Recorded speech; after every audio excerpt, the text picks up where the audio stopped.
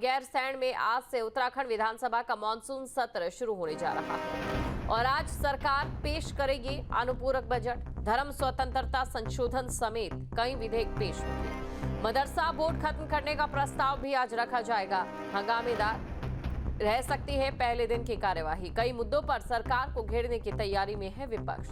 पंचायत चुनाव पर सरकार को घेरने की रणनीति बनाई है। कानून व्यवस्था को लेकर भी चर्चा की मांग कर सकता है विपक्ष। तो आज से उत्तराखंड के मानसून सत्र का आगाज होने जा रहा है, जो 22 अगस्त तक चलेगा। सत्र के लिए अब तक 32 विधायकों से 547 प्रश्न प्राप्त हो चुके हैं और आज सरकार की तरफ से अनुपूरक बजट पेश किया जाएगा। साथ ही धर्म स्वतंत्रता संशोधन, मदरसा बोर्ड खत्म करने समेत कई विधेयक आज पेश होंगे। इस बीच आज पहले दिन की कार्रवाई हंगामेदार रहने की संभावना जताई जा रही है और विपक्ष की तरफ से पंचायत चुनाव को लेकर सरकार को घेरने की रणनीति बनाई गई। साथ ही विपक्ष कानून व्यवस्था को लेकर भी चर्चा की मांग कर सकता है। खबर पर अधिक जानकारी के साथ संवाददाता अजीत सिंह राठी हमारे साथ जुड़ चुके हैं। अजीत, इस बार ऐतिहासिक फैसले सरकार की ओर से लिए जा सकते हैं जो प्रस्ताव पेश होंगे, वहीं दूसरी तरफ विपक्ष के पास भी ठोस मुद्दे हैं।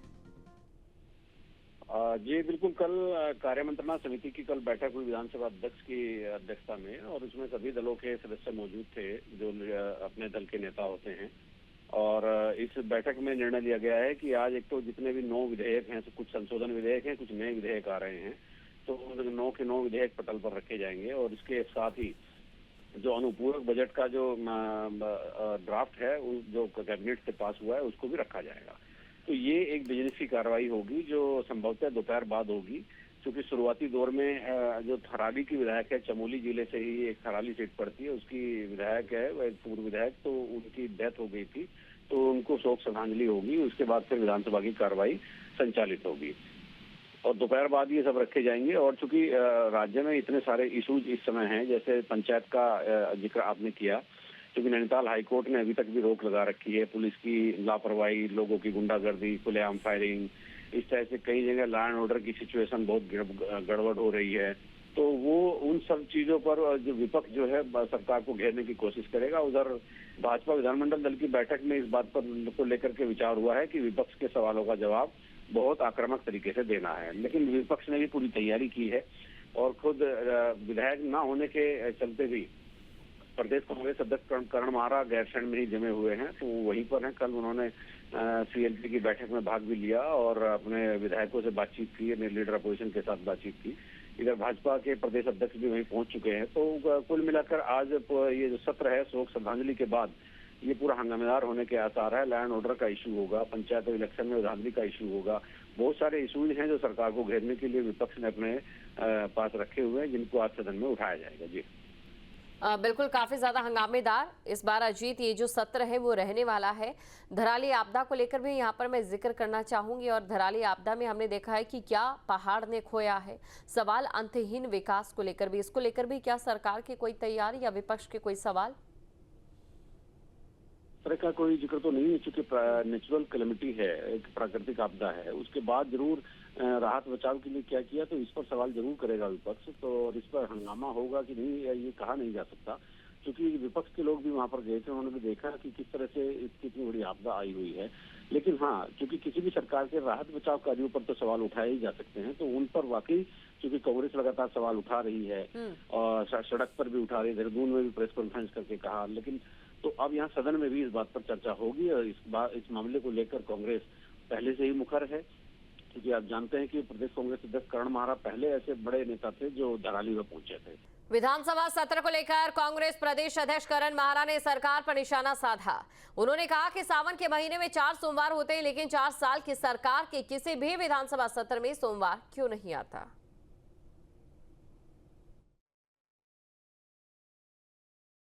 कल से गैरसैंण में फिर विधानसभा सत्र है।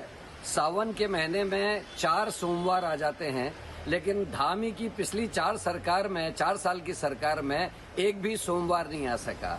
आपकी जानकारी में होगा कि प्रत्येक दिन किसी न किसी मंत्री के विभाग से संबंधित होता है और सोमवार का दिन मुख्यमंत्री से संबंधित विभागों का आता है। लेकिन आश्चर्य है कि पिछले 4 सालों के कार्यकाल में मुख्यमंत्री पुष्कर सिंह धामी के रहते हुए विधानसभा में सोमवार के दिन एक भी प्रश्न नहीं लगा, ना लग पाया, क्योंकि सोमवार के दिन विधानसभा तभी बुलाई जाती है जब कंडोलेंस होती है, कोई विधायक या पूर्व विधायक की मृत्यु होती है, उसी दिन सोमवार को बुलाया जाता है। अन्यथा किसी भी सत्र में सोमवार के दिन प्रश्नकाल नहीं चलता। और अगली खबर है नैनीताल से, जहां पर जिला पंचायत चुनाव में 5 सदस्यों के अपहरण का मामला। नैनीताल हाईकोर्ट ने एसएसपी को कड़ी फटकार लगाई है। क्या एसएसपी के पास अपहरण की सूचना थी? उन्होंने इस गंभीर घटना में लापरवाही क्यों बरती? एसएसपी का ट्रांसफर क्यों नहीं कर दिया जाना चाहिए? हाईकोर्ट ने 5 सदस्यों की दलील सुनने से इनकार किया।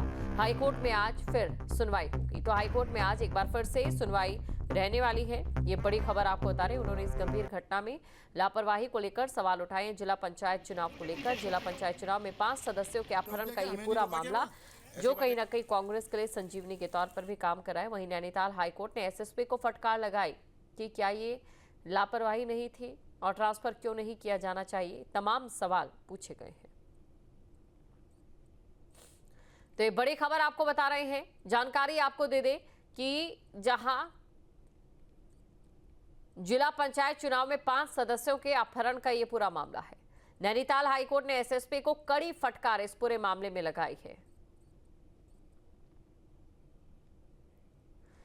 नैनीताल हाईकोर्ट ने जिला पंचायत अध्यक्ष और उपाध्यक्ष पद की वोटिंग के दौरान 5 सदस्यों के अपहरण मामले में एसएसपी प्रहलाद नारायण मीणा को जमकर फटकार लगाई। चीफ जस्टिस जी नरेंद्र और जस्टिस आलोक मेहरा की बेंच ने सुनवाई करते हुए कहा कि पोलिंग बूथ से महज 100 मीटर दूर ये घटना कैसे मुमकिन हुई। कोर्ट ने कहा कि इस लापरवाही पर एसएसपी का ट्रांसफर क्यों न कर दिया जाए। वहीं एसएसपी मीणा ने जब कोर्ट में सफाई देने की कोशिश की तो कोर्ट ने उन्हें फटकारते हुए कहा कि क्या हम अंधे हैं। कोर्ट ने नैनीताल के जिलाधिकारी को भी हलफनामा दाखिल करने को कहा है।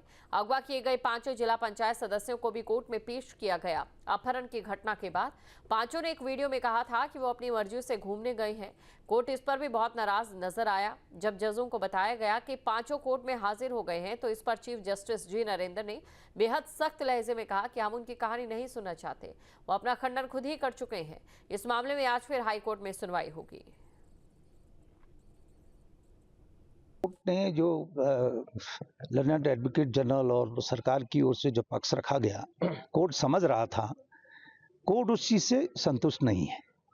कोर्ट ने ये कहा कि इतना जब परसों कोर्ट में प्रोसीडिंग हुई, कई चीजें सामने आई, उसके बाद एक्शन क्या लिया, आप दुनिया भर की चीजें बात बता रहे हैं।